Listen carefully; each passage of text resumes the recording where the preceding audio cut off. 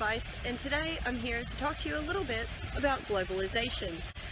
I'm at the Royal Exhibition Building in Melbourne, Australia. This building was built in 1880, designed by the architect John Reed for the International Melbourne Exposition. So it was a bit like one of the world fairs, which were very common around the late 1800s. And one of the things I think is really interesting to think about as we spend this course together on globalization and governance is that globalization is not just a new concept. As far back as the late 1800s, there was a lot of work to share cultures and ideas and even to build incredible structures like the one you see behind me. So when we think about globalization, we should remember that it has a really, really long history, and that at its foundation, it's about increased mobilization of populations. It's about time-space compression, and back in the 1880s, that might have been a 3-week compression spent largely on a ship between England and Australia.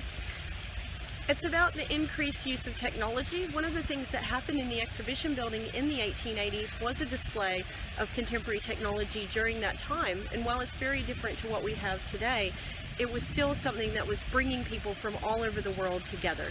So when we think about globalization, let's remember it's not necessarily a new thing, and you can keep this building behind me in mind when you remember that globalization has been happening for a really long time and will continue well into the future.